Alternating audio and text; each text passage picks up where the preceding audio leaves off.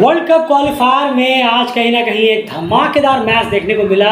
जी हाँ, हम बात कर रहे हैं जिम्बाब्वे वर्सेस नीदरलैंड की, जहां पर बैटिंग रजा विलियम्स और इरविन की एक बार फिर से देखकर कहीं ना कहीं मजा आ गया। जिस तरीके की बैटिंग धुआंधार रही है, रजा का जो परफॉर्मेंस रहा वो पूरी तरह से बहुत ज़्यादा आउट क्लास रहा और भारी पड़ा नीदरलैंड्स पर। नीदरलैंड्स उस मैच को बहुत ही बुरी तरह कहीं ना कहीं हार गया और जिम्बाब्वे 6 विकेट से उस मैच को जीत गया। क्या कुछ टॉप परफॉर्मेंस रहे हैं आज के लिए नीदरलैंड्स के लिए, आप कम्युनिटी पे जाकर जरूर चेक करिए। लेकिन मजा आ गया डेफिनेटली रजा और विलियम्स की बैटिंग को देखकर। तो खैर, ये तो बात होगी उस मैच की। अब चलते हैं क्रिकेट वर्ल्ड कप क्वालिफायर के एक और दूसरे मैच की तरफ। वो रहा आज दो एसोसिएट टीम्स के बीच में और नेपाल वर्सेस यूएसए के बीच में। अगर हम देखें तो यहाँ पर अगर हम देखें तो बहुत ही ज़्यादा पुअर क्रिकेट देखने को यहाँ पर हमें मिला है। जी हाँ, डेफिनेटली दोनों ही टीमों की तरफ से यहाँ पर पुअर क्रिकेट देखने को मिला है। और क्यों, वो आपको आगे जरूर समझाने की कोशिश करेंगे।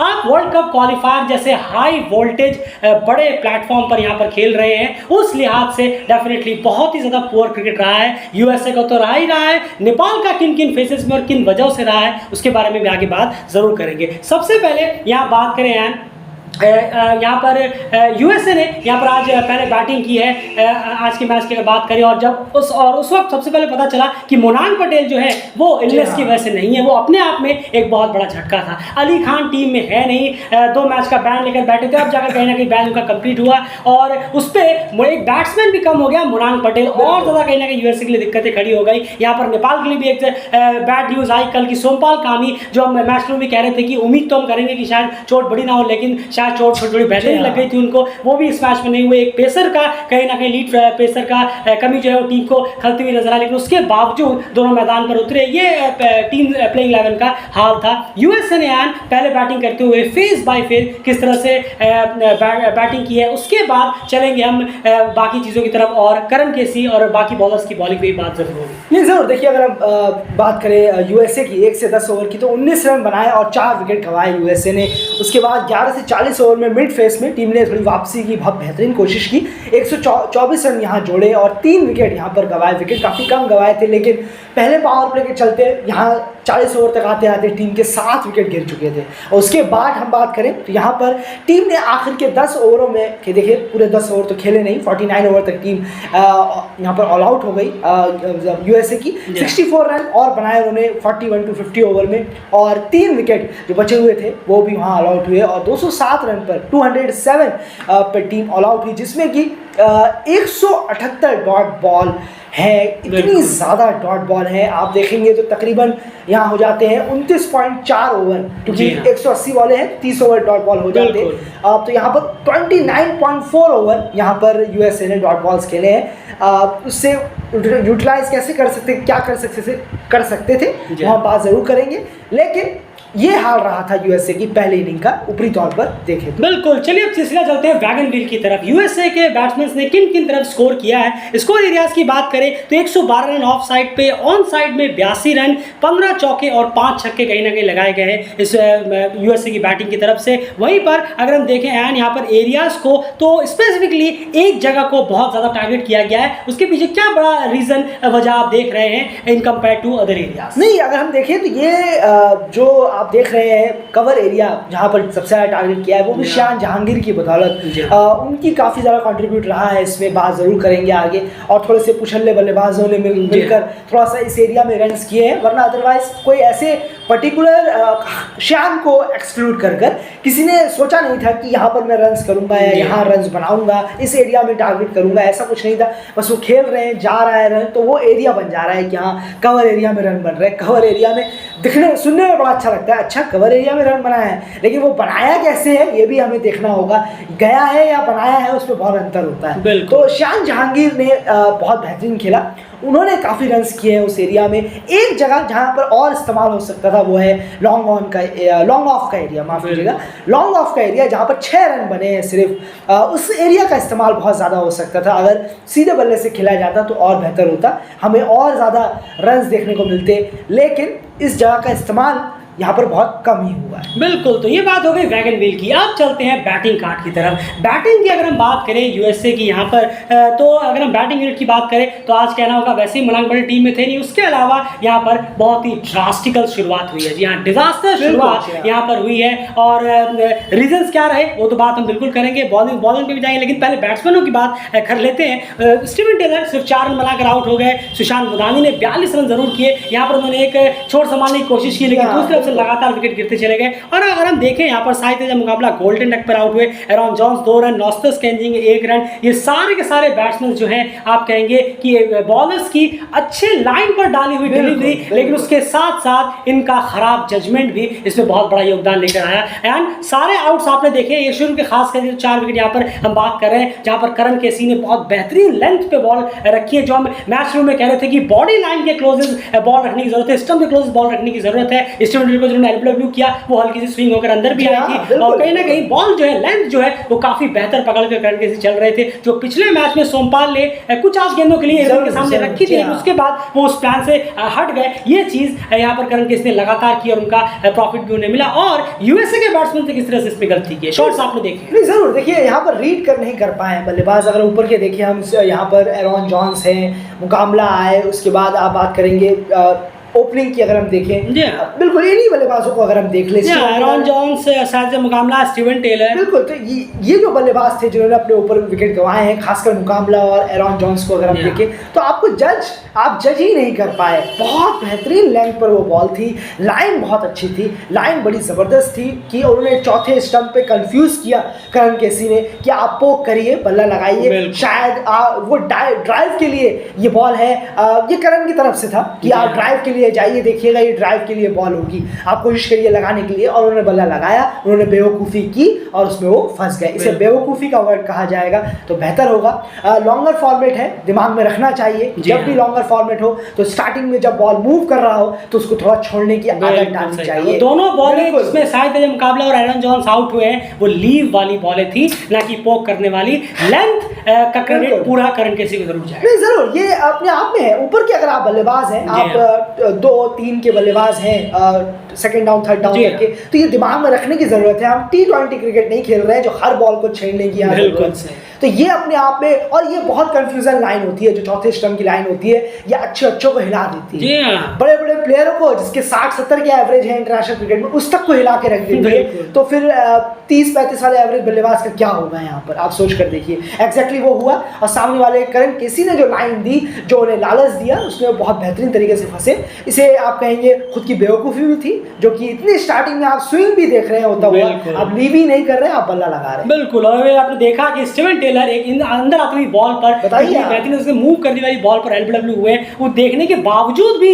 आप बाहर जाती हुई बॉलों पे बैट लगा रहे हैं। वो अपने आप में बहुत बड़ी, बहुत खराब बैटिंग यहाँ पर देखने को मिली है यूएसए के टॉप ऑर्डर की तरफ से। उसके बाद गजानन सिंह है, उन्होंने 26 करने की कोशिश की, पिछली बार पे सेंचुरी लगाई थी। यहाँ पर एक इनिंग बिल्डअप करने की कोशिश कर रहे थे, लेकिन अगर हम देखें तो यहाँ पर उनका विकेट जो है, ये ब्रेक थ्रू जो है वो दीपेंद्र सिंह यारी ने यहाँ पर आकर दिलाया। बॉलिंग की बात हम बाद में जरूर करेंगे। उसके बाद यहाँ पर वो इनिंग निकल कर आई जिसके बारे में सबसे ज्यादा बात होनी चाहिए, वो है शाहिन जहांगीर की। 79 बॉल में 100 उन्होंने लगाया, और यही वो इनिंग रही जिन्होंने पूरी तरह से इस आप कह सकते हैं कि यूएसए को एक तरह से कम एक रेस्पेक्टेबल टोटल, मैं रेस्पेक्टेबल टोटल भी नहीं लगाऊंगा क्योंकि पिच में जो है बहुत रन्स थे। बिल्कुल जी, पिच कोई टफ ऑफ नहीं थी। वो एशेट आ गए थे, वो एशेट आ गए थे, वो एशेट आ गए थे, इसलिए आपको लग रहा होगा नहीं बहुत टफ था, बहुत यार रन्स थे। कुछ नहीं है, अभी इसी ग्राउंड पर वेस्ट इंडीज ने मैच खेला, 297 मार दिए वेस्ट इंडीज ने, उसी के चेज में यूएसए ने 250 पार कर दिए थे। अभी फिर से कोई फुल नंबर खेलेगी 300 हो जाएगा या 280 नंबर हो जाएगा। पिच में कुछ नहीं है, पिच बिल्कुल बैटिंग के मुफीद है, खूब रन्स है। लेकिन जैसे ही यहाँ पर वापस से एशेट और इस तरह का इंटेंट आया, वो स्लो और धीरे वाला इंटेंट आया, वापस ऐसा लगने लगा कि बाबर पिच पे क्या गड्ढे खोद दिए क्या किसी ने, वही हाल यहाँ पर देखने को मिला। लेकिन शाहिन जहांगीर ने आखिर दिखाया ना यार, ये सबूत सामने ही होते हैं, फिर भी पता नहीं लोग क्यों कहते हैं कि नहीं बड़ी टफ पिच थी। काहे की टफ पिच थी? शाहिन जहांगीर कितने 79 बॉल में 100 कैसे मार दिए भाई उसी टफ पिच पे? जरूर, ये अपने आप में एक बड़ी अजीब बात है। इतनी डॉट बॉल आप खुद ही देखिए, 178 इस क्या 178 डॉट बॉल में क्या बॉलर ने 80 बॉल ऐसी नहीं डाली होंगी जिसमें चौका या फिर डबल या ट्रिपल आ सकता है? बिल्कुल ऐसी क्या? चलिए चौकी वाली बॉल में आपको 20 कह देता हूँ। जी हाँ। 178 बॉलों में क्या 20 बॉलें ऐसी नहीं थी जिसमें लगा कि हाँ यार चौका तो आ सकता है इसमें। और अगर उस पर चौका आ जाता तो 80 रन और होता तो 287 टोटल। अब बताइए आप, अब ये नहीं बल्लेबाज है, अब जो सोच रहे होंगे, जो हमें सुन रहे हैं, जो सोच रहे होंगे यार क्या बकवास है यार, भाई पिच टफ है, पिच बड़ी हार्ड होती है, आप थोड़ा समझा करो, बहुत मुश्किल हो जाता है। तो ये बल्लेबाज यहाँ कैसे खेल गए? बिल्कुल, इन्होंने 100 के स्ट्राइक रेट से कैसे बल्लेबाजी की? नेपाल की तरफ से भी एक बैट्समैन, उनकी बात भी करेंगे जिन्होंने एक और एग्जांपल दिया, शायन की तरह। जबरदस्त और बहुत बेहतरीन इनिंग खेली है, बहुत लंबा फ्यूचर है। प्लीज इस इनिंग से आप जरूर बहुत कुछ सीखिएगा और इसे अपने बहुत अच्छे साइड के खिलाफ आपने रन्स किए हैं, नेपाल की बॉलिंग के खिलाफ आपने रन किए हैं, तो इसको जरूर लीजिएगा, वो भी अपने अवे कंडीशन में जाकर। तो प्लीज इसको बार बार अपने जहन में रखिए, सीखिए आपने कैसे स्पिन को टैकल किया, कैसे पेस को टैकल किया, कैसे आपने पुरानी बॉल को खेला, किस तरीके से आपने कट खेले, शॉर्ट, कवर ड्राइव खेला, बहुत हर जगह में आपने रन किए। बस देखना हमें यही होगा कि आप इससे लर्न कितना करते हैं, कितना ज़्यादा आप ऊपर जाते हैं, ये हम जरूर डेली क्रिकेट देखना चाहेगा, आप पे नज़र जरूर रहेगी। बहुत फैंटास्टिक खेला, 19 पे 4 से लेकर आपने 49 ओवर तक पहुंचाया टीम को, बहुत कमेंडेबल एफर्ट है। एक चीज जल्दी से मैं आपसे पूछना चाहूंगा, क्या 1 रन लेना जरूरी था शान जहांगीर का? क्या वो पर्सनल माइलस्टोन के लिए चले गए? क्योंकि 1 ओवर बचा था, खेला जा सकता था, अगर वो नहीं लेते तो शायद स्ट्राइक पे वो आते 50 से। बिल्कुल सही कहा, यहाँ पर एक चूक जरूर हुई है और इतने पास पहुंचकर कहीं ना कहीं उन्होंने अपने माइलस्टोन के बारे में जरूर यहाँ पर सोचा कि उन्होंने 1 रन लिया। ये चीज़ जरूर कहना चाहूँगा कि लास्ट ओवर में आपको निकाल देना चाहिए था, क्योंकि अगला ओवर आप चाहते हैं कि आपको पूरा मिले तो ज़्यादा बेहतर होता। ये छोटी छोटी चीज़ें जो हैं, ये उम्मीद करेंगे कि आप अगली बार ये चीज़ें नहीं दोहराएंगे तो बहुत ज़्यादा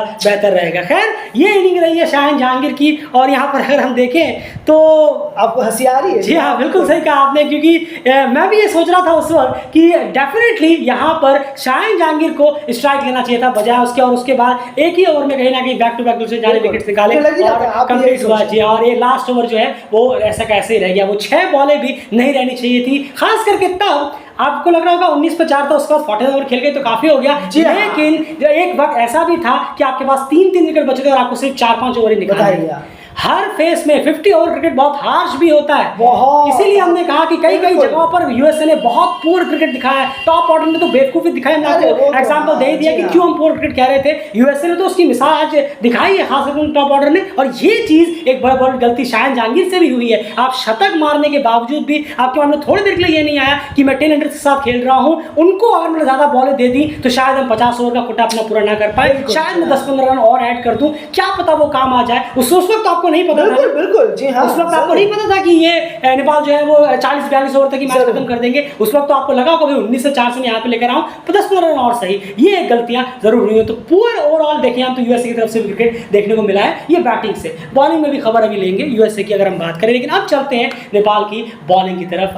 बॉलिंग में किस तरह से चीजें आज घटी हैं, पूरा बॉलिंग कार्ड आपके यहाँ पर सामने है, जरूर। हाँ जी, जरूर। देखिए अब सबसे पहले तो हाईलाइट जो है संदीप लामिछाने के बारे में, कि जब कहेंगे कंसिस्टेंसी नहीं है या उन पर अभी जो जिस तरीके से उनका थोड़ा सा अभी रिदम चल रहा है इस वक्त 2 मैचों से, ये कहीं ना कहीं थोड़ा है जो उन्हें प्रैक्टिस मैचेस यहाँ पर आके नहीं खिलाए। मुझे लगता है ये बैकफायर जरूर कर रहा है, ये बैकफायर कर गया है। जिनका भी आइडिया था कि उनको इंजरी ना हो, बचा के रखे, प्रैक्टिस मैचेस में ना उतरे, और ज्यादातर प्रैक्टिस सेशंस में भी नजर नहीं आ रहे। बिल्कुल सही जी, वार्म अप्स में नहीं खेले, सिर्फ एक वार्म अप खेले। मुझे लगता है ये बैकफायर कर गया। जिनका भी आइडिया था बहुत बुरी तरह बैकफायर किया है। और अब अगर वो तीसरे चौथे मैच तक रिदम में आए तो वो इन 2 मैचेस की वजह से, बिल्कुल आप वो समझ रहे होंगे हाँ मुझे कंडीशंस ऐसी हैं, बॉल ऐसी रखनी है, इसकी वजह से समझ पाएंगे। लेकिन जिनका ही वो प्लान था बुरी तरह से बैकफायर किया जरूर है। और ये थोड़ा सा इसमें और बिलीव बहुत है कि संदीप बहुत नहीं, संदीप को तो हम क्रिटिसाइज कर ही नहीं रहे हैं। वो कह रहे हैं कि प्रैक्टिस मैचेस ना खेलना, वो किसी का भी डिसीजन था। जी हाँ, वो थोड़ा सा बहुत बैकफायर किया है, उसमें कोई दो राय नहीं।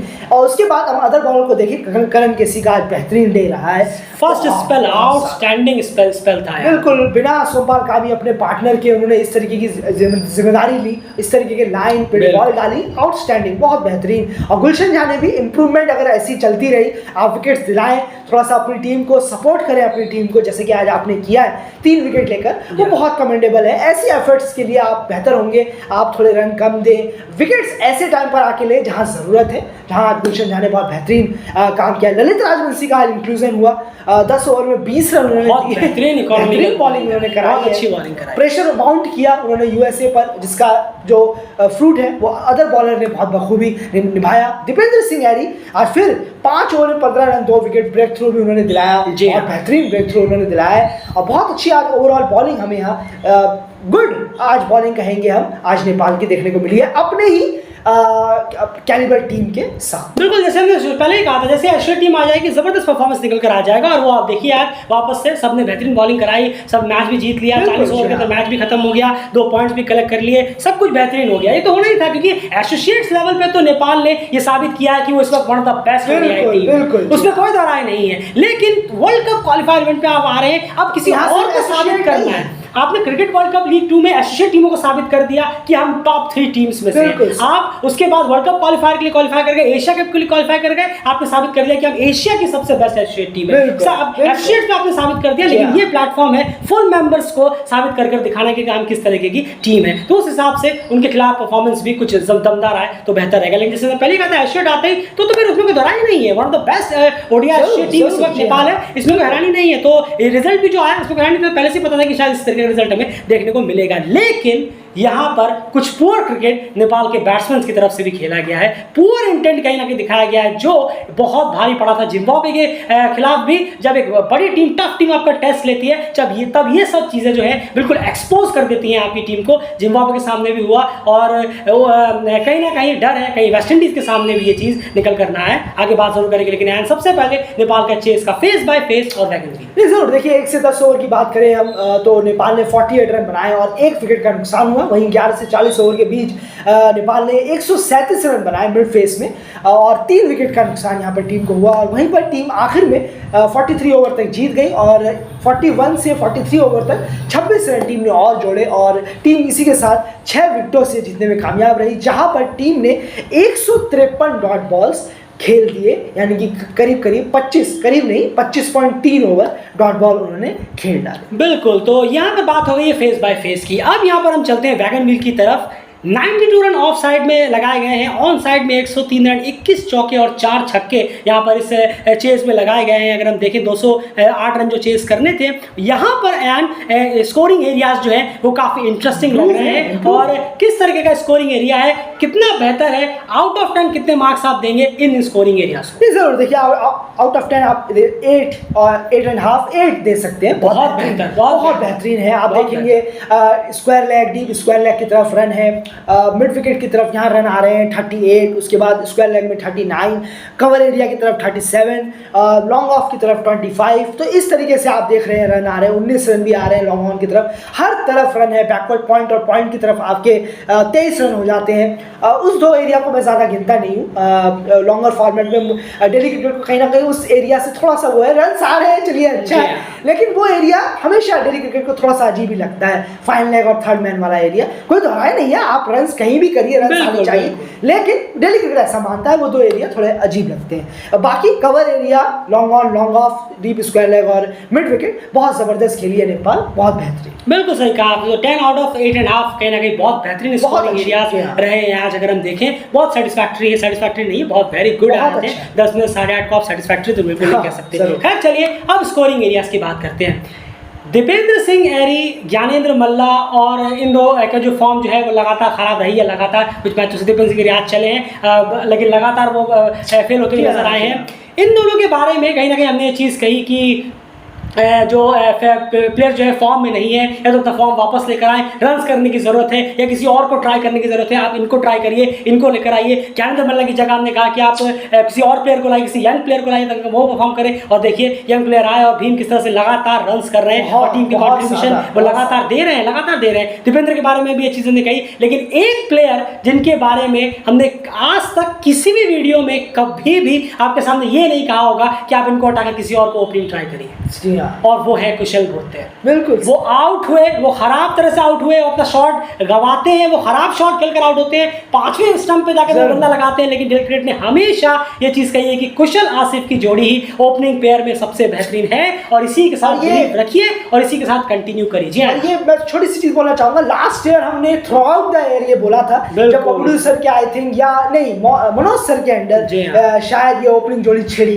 गई थी। जी हमें भी बड़ा अफसोस हुआ था। हमने आवाज उठाई थी, उसमें हमेशा उठाई थी, लास्ट ईयर से लेकर आज तक सेम स्टैंड रहा है ओपनिंग को। बिल्कुल, आप किसी वीडियो में जाकर सुन सकते हैं, कभी भी आपको ये नहीं मिला होगा कि कुशल भुर्तेल को आप चेंज करिए या कुशल आसिफ के पेयर को चेंज करिए। बेस्ट पेयर है, इसी के साथ टीम को लगातार कुछ सालों तक आगे बढ़ना चाहिए इसके। और डेफिनेटली कुशल ने बहुत इंप्रेस किया, बहुत इंप्रेस किया है। थैंक यू कुशल की आपने हम जो आपके साथ खड़े रहे थे आपकी जोड़ियों के साथ, आसिफ ने बहुत इंप्रेस किया है, अभी तक रिसेंटली करते आए हैं और उनसे उम्मीद रहेगी। लेकिन कुशल ने यहाँ पर जिम्बाब्वे में आकर हमारी उस बात पे और मोहर लगा दी है कि अवे में भी वो रन आकर कर सकते हैं डिफरेंट बॉलर्स के खिलाफ। आज भी एक बेहतरीन इनिंग उनकी तरफ से आई। जी हाँ, एक तेज तरार इनिंग, 70+ की स्ट्राइक रेट रही, 54 बॉल में 39 उन्होंने रन किए और कुछ अच्छे शॉट्स आज भी उन्होंने लगाए। और बहुत खुशी हुई देखकर कि कुशल भुर्तेल ने जो पिछले मैच में परफॉर्मेंस किया उसी को इस मैच में भी कैरी फॉरवर्ड किया है। इनिंग शॉर्ट रही लेकिन इफेक्टिव। हमने पहले आपसे कहा था, यार ने एक चीज आपको समझाई थी कि अगर आप 30 भी क्रॉस कर जाते हैं तो आपका काम हो गया। जी हाँ, आप आपसे क्रिकेट ये नहीं कहेगा कि आप हर मैच में 70-80 मारते रहो, बिल्कुल नहीं। आप ओपनर से आप आए, आपने नई बॉल को थोड़ी पुरानी की, आपने 30-35 रन जोड़ दिए, 60-70 बॉलें खेल दी, आपका काम हो गया। बिल्कुल सर, मिनिमम कह रहा हूं मैं, मिनिमम कह रहे हैं हम, आपका काम हो गया। उसके बाद तो आपकी मर्जी, आप जिस इनको बड़ा बिल्डअप कर ले, वो तो आपके कैलिबर के ऊपर है जो आपने पिछली इनिंग में किया था। बहुत बढ़िया, थैंक यू सो मच कुशल कि आपने जो आपके साथ खड़ा रहा है उस पर आप भी खड़े उतरे हैं। उसके बाद आसिफ से यहाँ पर एलबीडब्ल्यू आउट हो गए। थोड़ा सा कहना होगा कि 19-20 था अंपायरिंग में शायद, वो तो खैर सबके साथ होता रहता है, ओपोनेंट टीम के साथ भी कभी कभी ऐसा होता रहता है। वो एलबीडब्ल्यू था नहीं था वो तो खैर अलग बात है, लेकिन आसिफ शेख यहाँ पर 12 रन बनाकर आउट हो गए। अगर हम देखें उसके बाद भीम शार्की यहाँ पर एंटर हुए एंड भीम शार्की और दीपेंद्र की मैं बाद में बात करूंगा। पहले यहाँ पर बात करते हैं हम रोहित पटेल की।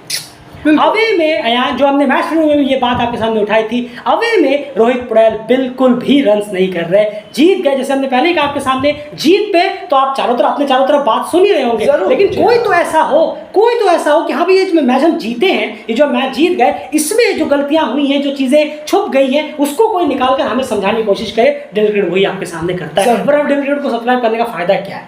अगर आपको वही सब सुनना है कि हाँ भाई जीत गई, ये हो गया, वो हो गया, तो आपके इर्द गिर्द बहुत सारे आवाज गूंज रही होगी, आप उन्हीं को सुन लीजिए। लेकिन ये चीजें, बेसिक चीजें आपके सामने प्रेजेंट करना, रोहित पटेल लगातार अवे में खराब कर रहे हैं, ये कंसर्न ये हमने पहले भी उठाया है और आज भी इस चीज पे बात जरूर होनी चाहिए।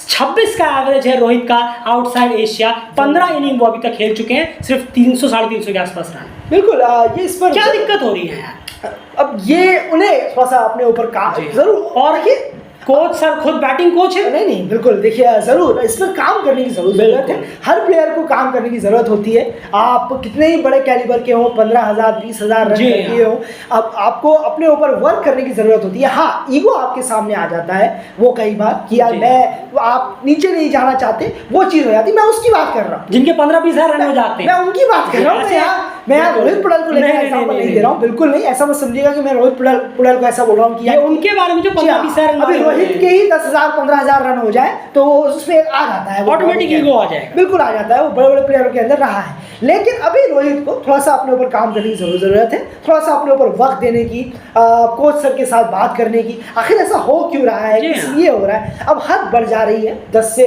5 मैच हुए, 5 से 10 मैच हुए, 10 से 15 मैच हुए, और ऐसे करते करते क्रूशियल इवेंट्स पर आकर ये आप पर ये उंगली चली जाएगी कि अरे रोहित पटेल वहां पर 10 रन बनाकर आउट हुए थे, इसलिए टीम ऐसी हो।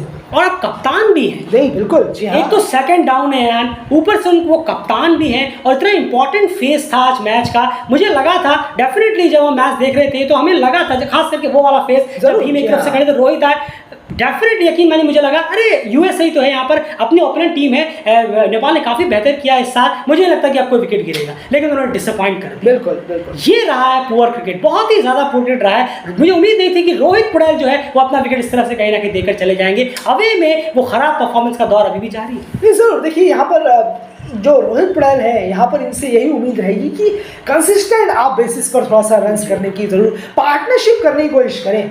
अगर आपने 25 रन बनाए हैं, फॉर एग्जांपल मान के चलिए आपने 25 रन बनाए हैं, लेकिन आपने एक बेहतरीन 55, 60 या 65 रन के पार्टनरशिप में आप इन्वॉल्व रहे हैं, ये एक बहुत बड़ा एक निशानी हो जाती है कि हाँ मैच में आपने क्या इम्पैक्ट छोड़ा है। ये बहुत ज़्यादा इंपॉर्टेंट होता है मिडिल ऑर्डर बैट्समैन के लिए। लेकिन आप ना ये कर पा रहे हैं कि हाँ चलिए हमने कैसी है बेस दिया या नहीं, मैंने कुछ ओवरसीज की हम बात कर रहे हैं, अवे याद रखिएगा सिर्फ अवे की बात हो रही है रोहित पटेल की, बिल्कुल होम की नहीं, जरूर। तो एक एशिया की नहीं, जरूर एक चीज़ ये भी है कि ना आप ये कर पा रहे हैं कि चलिए मैंने 55-60 की पार्टनरशिप में कंट्रीब्यूट किया है, उसके बाद मैं आउट हुआ हूँ, सॉरी ये भी नहीं हो रहा ना, मैं खुद वहाँ पर खड़ा होकर रन कर पा रहा हूँ। तो ये दोनों चीज़ें रोहित पटेल नहीं कर पा रहे, ज़रूर इस पर बहुत ज़्यादा ध्यान देने की ज़रूरत है। आज यहाँ इवेंट है, कल को ऐसा ना हो कि यार इन्हीं की वजह से हम बाहर हो गए। ऐसे बहुत से हर प्लेयर पे ये दिन आता है कि अच्छा आपकी वजह से हम हारे, आपकी वजह से हम हारे। फैंस की उंगलियां उठती रहती है, वो डेफिनेटली उठेगी, कभी एक प्लेयर को दूसरे प्लेयर को, आज वो स्टार है कल परसों उन्हीं की वजह से कि आपकी वजह से हारे, तो ये चीजें होती रहती है। ये हमेशा होती रहेंगी, होती है और हमेशा ही होती रहेंगी, चाहे इसे कोई कितना भी इग्नोर कर दे। फैंस जब ब्लेम देना शुरू करते हैं तब खुद ब खुद प्रेशर आना शुरू हो जाता है। तो जरूर प्लीज इस पर काम करना शुरू कर जी हाँ, क्योंकि अवे में रन्स नहीं आ रहे हैं। 25-26 की एवरेज से अगर कैप्टन टीम का स्कोर करता हुआ नजर आए अवे में 15 गेम्स के बाद, ये डेफिनेटली एक्सेप्टेबल बिल्कुल भी नहीं होगा। खास करके वो टीम जो कहीं ना कहीं एक एम्बिशियस जर्नी पर निकली है, जो कुछ बेहतर करने की कोशिश कर रहे हैं, आपको इवेंट्स बड़े मिल रहे हैं, वर्ल्ड कप क्वालिफायर में आप आए और आप अब एशिया कप खेलने वाले हैं, उस लिहाज से स्टैंडर्ड को उठाना जरूरी हो जाएगा। तो रोहित पटेल से डेफिनेटली बहुत डिसअपॉइंट हुआ मैं कि दोनों मैचेस में जिम्बाब्वे के खिलाफ भी और यहाँ भी उन्हें एक लंबी इनिंग खेलनी चाहिए थी जो वो खेल नहीं पा रहे, और अवे में उनका खराब दौर अभी भी जारी है। कुशल मल्ला है जिन्होंने 13 बॉलों में 13 रन किए, वो अपने मूड में थे, 100 के स्ट्राइक रेट से गए, कोई बात नहीं, उनका जो गेम है उस तरह से रहता है। बस यही कहेंगे कि थोड़ा सा 30 करीब पहुंच जाते तो और बेहतर होता, शायद और जल्दी मैच यहाँ पर कंप्लीट होता। लेकिन कुशल मल्ला पे हम यहाँ पे कुछ नहीं कहेंगे, उन्होंने अच्छी इनिंग्स खेली है, जिस तरह काम के लिए उन्हें रखा गया है वो उन्होंने फर्स्ट मैच में भी किया, जिम्बाब्वे के खिलाफ फर्स्ट मैच में किया था। वो ड्रॉप कैचेस वो सब मैच का हिस्सा होता है। कुशल मल्ला ने नहीं बोला था तंदन चतारा को कि आप हमारा कैच छोड़ दीजिए वो मैच का, लेकिन कुशल मल्ला पे बिल्कुल यहाँ पर नहीं, वो काफी बेहतर कर रहे हैं, उम्मीद करेंगे और बेहतर रहे। एंड उसके बाद अब सीधे आ जाते हैं भीम शार्की की इनिंग पर। 114 बॉलें 77 रन, डेफिनेटली शुरुआत जो है उन्होंने स्लो की। यहाँ पर अगर हम देखें इतना भी खराब जो स्टार्ट है वो टीम को मिला नहीं था। जी हाँ, इतना भी खराब नहीं मिला, क्योंकि कुशल पुर्तेल जो है वो रन्स कर रहे थे 70+ की स्ट्राइक रेट से आसे। उसके बाद भीम वहां पर आए, भीम ने यहाँ पर पार्टनरशिप बिल्डअप करने की कोशिश की और एक छोर उन्होंने संभाल के रखा। सबसे बेहतरीन बात उनकी ये लगी, अब यहाँ पर डेफिनेटली मैंने कुछ चीज़ों को यहाँ पर पढ़ा कि एक है जब उनका शायद ट्वीट पढ़ा, कोई ललित अधिकारी हैं, वो यूएस में रहते हैं, तो सुबह का वक्त था, उन्होंने कहा कि मैं सुबह के वक्त यहाँ पर लैब में अपने काम कर रहा हूँ, तो मैं पिछले 1-2 घंटे से जो है मैच को फॉलो कर रहा हूँ अपनी टीम के। मुझे ऐसा लग रहा है कि शायद कुछ पुअर क्रिकेट यहाँ पर, पुअर बैटिंग अप्रोच यहाँ पर देखने को बैट्समैन की तरफ से मिला है हमारे, या फिर यूएसए के बॉलर्स कुछ ज़्यादा ही बेहतर बॉलिंग करा रहे हैं, ये उन्होंने चीज़ कही। तो यहाँ पर डेफिनेटली यहाँ पर ये इतना जरूर हम कहना चाहेंगे कि पूरा अप्रोच तो रहा है, पूरा अप्रोच डेफिनेटली रहा है, क्योंकि इतना वक्त इस स्कोर को चेस करने में नहीं लगना था जितना वक्त नेपाल ने इस स्कोर को चेस करने में लगा दिया। और वो कहीं ना कहीं, जैसे मैंने पहले ही कहा आपसे, रोहित पटेल का विकेट अगर वहां पर नहीं लगता तो ये बेहतरीन स्मूथ चेस कहीं ना कहीं जाता, इससे बेहतर चेस जाता, और इतना लंबा वक्त भी ये चेस जो है वो लेता नहीं, ये चीज अपने आप में। लेकिन एक चीज मैं यहाँ पर वापस से जोड़ना चाहूंगा, क्या भीम शार्की की इनिंग बहुत स्लो थी शुरू में? जी हाँ, बिल्कुल थी। क्या भीम शार्की की इनिंग यूजफुल और इफेक्टिव नहीं रही? बिल्कुल भी नहीं। ये सोचने वाले बिल्कुल गलत हो जाते हैं। उन्होंने जैसे ही उनकी 50 कंप्लीट हुए आन और जैसे ही टीम का स्कोर धीरे धीरे क्लोज होना शुरू हुआ, उन्होंने तेज खेलना चालू कर दिया। बिल्कुल, और ये उनकी काबिलियत दर्शाता है कि कितनी बेहतरीन इनिंग भीम शार्की की रही है। उन्होंने एक छोर संभाल के रखने के लिए स्कोर जो है अपने कम स्ट्राइक के साथ खेल रहे थे, क्योंकि आप चेस कर रहे हैं और at the end wins matter करता है। नहीं, देखिए जैसा आपने गिनाया कि ये जो क्रिकेट खेला है इन्होंने भीम शार्की ने, ये एशियंस के, मैं डायरेक्ट बोल रहा हूँ, जी हाँ, ये नाम लेकर मैं बोल रहा हूँ, एशियंस के 60% लोगों को वो उठकर ये बोलेंगे अबे क्या इनिंग खेल रहा है, जी हाँ, ऐसे करके क्या बोर कर रहा है, क्या पका रहा है, इससे अच्छा आउट हो जाए, घर बैठ जाके, इस लैंग्वेज पर वो यूज करेंगे इस इनिंग को, जहां पर उन्होंने टीम को जीत दिला दी। 60%, शायद 70% भी लोग ऐसे हो सकते हैं एशिया में जो इस इनिंग को ऐसे करके बोलेंगे, बिल्कुल पका रहा है, बोरिंग है, क्या बल्लेबाज है, किस घटिया को भेज दिया है 1 डाउन पे, हटाओ इसे, कोई मारने वाले को भेजो, 150 की स्ट्राइक रेट से एक पे छक्का मारेगा, दूसरी पे आउट। बिल्कुल, तो ये बहुत समझने की जरूरत है। लॉन्गर फॉर्मेट का गेम हर किसी के बस की बात नहीं है समझना। जरूर है आपने जो कहा, अगर वो स्ट्राइक रेट को नहीं बदलते, वो तेज नहीं खेलते, तो ठीक है हम कह सकते थे कि शायद वो थोड़ा सा धीरे। मैं वही चेक कर रहा था कि 50 के बाद भीम स्ट्राइक को बदल रहे हैं, उन्होंने बदला। बस आपको जीत चाहिए। आईसीसी इवेंट है, इसको याद रखिए, दिमाग में फिट करके रखिए। अभी हमने 2 दिन पहले भी चीज बोली, ये कोई एक दो मैचों का सीरीज नहीं है जहां पर आप हारे तो हारे, अरे इट्स ओके यार कोई बात नहीं, चलता है। 4 साल में एक बार मौका मिलता है। बिल्कुल, खुदा ना करे कि वो मौजूद रहेंगे या नहीं 4 साल में, वो प्लेयर या कोई इंसान 4 साल बाद उसे खेलने के लिए, ऐसा ना हो। लेकिन 4 साल में यहाँ तक आए हैं, कुछ तो भाई यहाँ पर क्रेडिट करना होगा। तो ऐसी इनिंग ही बचा सकती है मैच को और जीत दिला सकती है। विंस मैटर होता है, लेकिन सॉरी एशियन में ये दिक्कत जरूर है। इस इनिंग को अप्रिशिएट करने वाले कम है। हाँ जीत गए तो आप ताली बजाएंगे। हाँ, अब कब कहेंगे, बिल्कुल सही, अब कहेंगे। लेकिन अगर ये मैच हार जाते तो वो कहते कि नहीं बड़ी खराब इनिंग थी, घटिया इनिंग थी, क्या धीरे खेल रहे थे, पका रहे थे, बॉलें वेस्ट कर दी, ये सब चीज। वो चीज भूल जाएंगे कि 50 के बाद इस बंदे ने ही कोशिश की थी कि तेज खेलूं और टीम को जिताऊं। वो चीज भूल जाएंगे। बस वो याद रखेंगे कि 50 से बड़ा स्लो खेला, पकाया, बोरिंग, ये वो। लेकिन कमाल की इनिंग खेली है भीम शार्की ने। डेली क्रिकेट और जो भी व्यूवर्स हैं हमारे, जो सुनते हैं बहुत अच्छी तरह, वो समझते हैं कि ये इनिंग गोल्डन इनिंग होती है जो इस तरीके की इनिंग्स रहती है। बिल्कुल, तो ये कहीं ना कहीं यहाँ पर चीजें देखने को हमें मिली हैं। तो खैर अब यहाँ पर एट द एंड अगर हम यहाँ पर बात कर लें, और दीपेंद्र सिंह एरी ने कहीं ना कहीं यहाँ जाकर तेज तरह रन यहाँ पर किए हैं, और कहीं ना कहीं जो भी थोड़ी बहुत लग रहा था कि मैच क्या कुछ फंस सकता है, बिल्कुल नहीं, उसे मेक श्योर नहीं किया। भीम ने भी तेज शुरू कर दिया, पहले ही कहा, क्योंकि लोगों की नजर 1 से 50 तक भीम कैसे पड़े उसी पे थी, उसी पे क्रिटिसाइज करने में लगे हुए थे। लेकिन 50 से वो 70 जो पहुंचे, उसमें उन्होंने कैसे अपना स्ट्राइक रेट चेंज किया, वो किसी ने गौर ही नहीं किया। और वो कहीं ना कहीं एक इस प्लेयर की कैलिबर बताता है। और फाइनली हम एक और बार थैंकफुल होंगे भीम के और उन सबके जिन्होंने ज्ञानेंद्र मल्ला को, जब वो आउट ऑफ फॉर्म है तो फाइनली हटाना शुरुआत तो किया, क्योंकि उस जगह पर एक अच्छे प्लेयर आए जो फॉर्म में हो, रन करे। ये नहीं कि एक मैच में 10 किए, एक मैच में 70 किए, 15 मैच तक बैठ गए। ज्ञानेंद्र मल्ला वही करते हुए हमें नजर आ रहे थे 1 डाउन में। ओवरऑल दीपेंद्र सिंह एरी की बात करें तो डेफिनेटली आप कंसिस्टेंसी की बात और देखेंगे। आज के दिन पर उन्होंने मैच खेला, रन्स मारे और मैच जिता लिया, टीम के काम आए तो डेफिनेटली अप्रिशिएट जरूर होगा। कंसिस्टेंसी कितनी होगी वो 2-3 मैचेस में और हमें देखने वाली बात हो जाएगी। एंड यूएसए की बॉलिंग की बात करें, अली खान को डेफिनेटली शुरुआती स्पेल में नई बॉल से यूएसए ने मिस जरूर किया होगा। सौरभ ने फर्स्ट स्पेल में बहुत शानदार बॉलिंग कराई है, रन उन्होंने खर्च किया नहीं, विकेट्स भी उन्होंने एक निकाला, लेकिन एक तरफ से अली खान नहीं थे, अब नहीं थे वो उनकी खुद की गलती है, तो वो खुद जाने, उसको आप उनको हम साइड करते हैं। उसके अलावा काइल फिलिप ने अपने फर्स्ट स्पेल में बहुत रन लुटा दिए, जिससे प्रेशर जो है वो ऑलरेडी काफी कम हो गया नेपाल में। नहीं जरूर देखिए, और एक चीज जरूर है, बॉलर्स ने एक इफेक्टिव बॉलिंग नहीं कराई है। स्पिनर्स को भी अगर आप देखेंगे रन्स के लिए जा रहे हैं, डॉट बॉल्स जरूर है। यहाँ पर आपको 153 डॉट बॉल दिख रही होंगी नेपाल की, लेकिन हर उसके 2-3 बॉलों बाद आराम से रन आ जा रहे हैं, चौके आ जा रहे हैं, रन आ जा रहे हैं, डबल्स आ जा रहे हैं। ये चीजें बड़ी आसानी से होती हुई नजर आ रही हैं। और एक चीज मैं जोड़ना चाहूंगा, एक वक्त था जब 54 बॉलों तक नेपाल की कोई बाउंड्री नहीं आई थी, उसमें भी विकेट लेने में नाकामयाब रहे यूएसए के बॉलर्स। अब इतना प्रेशर बनाने के बावजूद, इतना प्रेशर बनाया है, फिर भी आप विकेट आप नहीं निकाल पा रहे हैं, तो इस बॉलिंग को आप क्या कहेंगे? यानी कि वो आप पर पूरी तरीके से हावी है।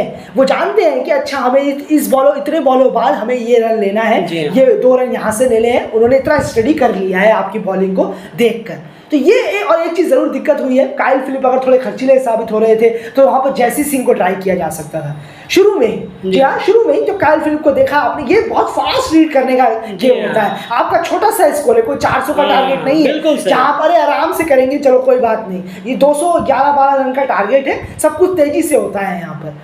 तो ये चीज़ थोड़ा सा लेट रीड करने में भी रहे हैं कप्तान जो यूएसए के हैं, और उसके बाद स्पिनर्स भी इतने इफेक्टिव रहे नहीं है। अगर हम देखें निसर को, अगर आप देखेंगे 4 ओवर में 38 रन दिए हैं। एक स्पिनर जहाँ पर थोड़ा विकेट अच्छा है स्पिनर्स के लिए, हल्का, इतना बेहतर नहीं कहूँगा मैं, लेकिन फिर भी बेहतर है। थोड़ा ड्राई पिच है, आप इस्तेमाल कर सकते हैं। एक बंदे ने 10 ओवर डाल के 20 रन दे दिए, वो भी लेफ्ट आर्म, उसी पिच पे, वो भी लेफ्ट आर्मर है। तो ये चीज़ ज़रूर है, थोड़ा सा आप अपने आप को अडेप्ट करना, थोड़ी तेजी के साथ, कहाँ मैं डालूं बॉल, इस पर ललित ने तो बहुत बेहतर किया, लेकिन आपने बिल्कुल बेहतर नहीं किया। नॉस्टू शो या निसर को बॉलिंग और टाइट हो सकती थी और डिसिप्लिन हो सकती थी, जहां पर एक्स्ट्रास भी आपने काफ़ी दिए हैं और रन्स भी आपने लीड किए हैं, तो थोड़े से बचाए जा सकते हैं। बिल्कुल, तो कहीं ना कहीं ओवरऑल एक चीज़ आपको लास्ट में जाकर जरूर बता दें, अभी तक एसोसिएट टीम्स के 6 मैचेस हो चुके हैं। इस वर्ल्ड कप क्वालिफायर में, उसमें कहीं ना कहीं 23 कैचेस अभी तक एशियड टीम्स ने छोड़े हैं सब मिलाकर, और 6 रन आउट मिस हुए हैं अभी तक। एशियड्स की बात कर रहा हूँ, फुल मेंबर क्या कर रहे हैं वो उनकी प्रॉब्लम है। हमारे डेलीगेट एशियड को सपोर्ट करता है, तो उनकी चीज़ आपके सामने रखेगा, चाहे वो अच्छी हो, चाहे वो नेगेटिव हो या बुरी हो।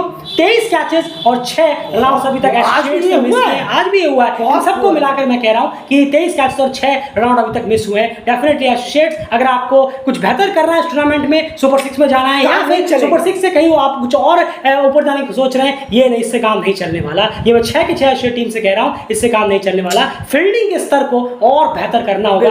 नीदरलैंड्स ने भी आज काफी कैचेस छोड़े। बहुत फिलहाल इस एनालिसिस में इतना ही। बने रहिए चैनल के साथ। उम्मीद है कि आपको ये हार्श फैक्ट, लेकिन फैक्ट की एनालिसिस हम आपके सामने लगातार करते हैं और यूं ही करते रहेंगे। और उम्मीद है कि उस तरीके के फैंस ही हमारे साथ जुड़े रहें जिस तरीके के फैंस हम एक्सपेक्ट कर रहे हैं और इस तरीके के एनालिसिस सुनना पसंद करते हैं। फिलहाल इस वीडियो में इतना है। डेलीगेट चैनल को सब्सक्राइब जरूर करिए, क्योंकि इस तरीके का जो एनालाइज चैनल है वो आपको शायद ही कहीं पर देखने को मिले।